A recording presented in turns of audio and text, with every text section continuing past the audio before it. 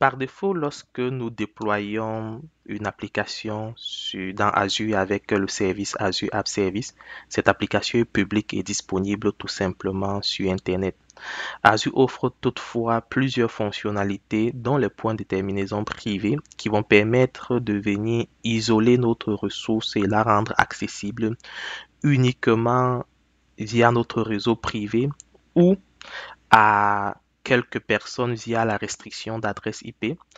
Nous allons voir dans cette capsule vidéo toute cette fonctionnalité qu'on retrouve au niveau de Azure App Service pour avoir une meilleure gestion au niveau de la réseautique de notre instance App Service et consommer également des actifs qui sont protégés dans notre application web. Alors, lorsque vous déployez donc une application dans Azure App Service, les fonctionnalités de réseau que vous avez pour sécuriser votre application sont entre autres la restriction d'adresse IP, l'intégration au réseau virtuel et l'isolation via des points de terminaison privés. Si on s'intéresse dans un premier temps à la restriction d'adresse IP, c'est une fonctionnalité tout simplement qui va vous permettre, une fois que vous avez déployé votre application, bien qu'elle soit publique sur Internet, vous voulez restreindre les tests à tout simplement l'accès à un certain nombre de personnes. À ce moment, vous allez prendre l'adresse IP de ces personnes-là et activer la restriction d'adresse IP et tout simplement saisir ces adresses IP.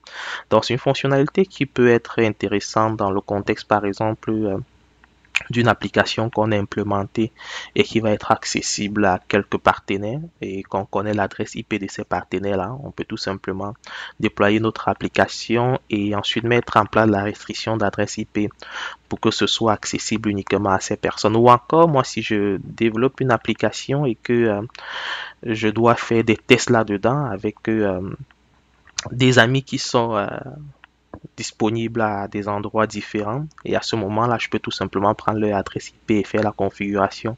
Donc la seule contrainte ici, c'est qu'il faudrait que les personnes qui viennent consulter cette application-là ne change pas d'adresse IP. Donc ça veut dire si la personne travaille de chez lui et que la personne en situation de mobilité se connecte par exemple via son téléphone ou bien via la connexion cellulaire, ne sera plus capable d'accéder à l'application parce que bien évidemment l'adresse IP qui sera attribuée à son téléphone n'est pas configurée au niveau de la page des restrictions d'adresse IP. Donc ça reste quand même une fonctionnalité très intéressante mais qui a aussi ses limitations. Et avec cette fonctionnalité, bien évidemment, notre application est exposée sur Internet, sauf qu'on aura en quelque sorte un pare-feu qui va bloquer toutes les adresses IP qui ne sont pas autorisées.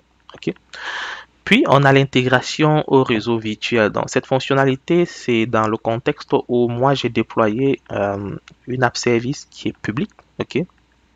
Et ensuite, j'ai déployé par exemple une base de données Azure SQL Database qui est privée, donc qui est protégée via un VNet, un réseau privé virtuel.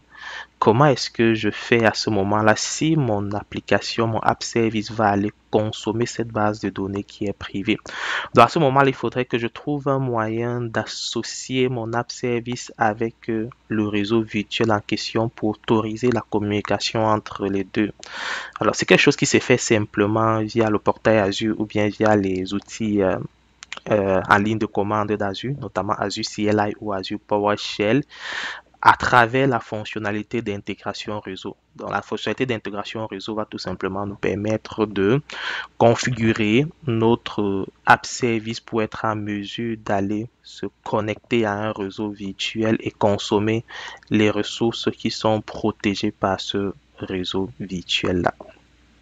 Pour finir, on a nos points de terminaison privés qui est la fonctionnalité qui va permettre d'isoler totalement notre application.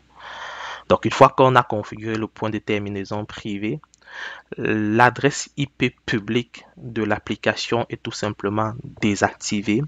Et à ce moment-là, une adresse IP privée à partir du réseau privé net qu'on a utilisé va être attribuée à notre application et notre application sera accessible uniquement à travers de ce réseau virtuel-là.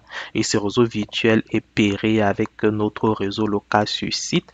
À ce moment-là, uniquement nos employés seront capables d'accéder à cette application. Donc, elle ne sera plus accessible sur Internet, elle sera totalement isolée via les points de terminaison privés.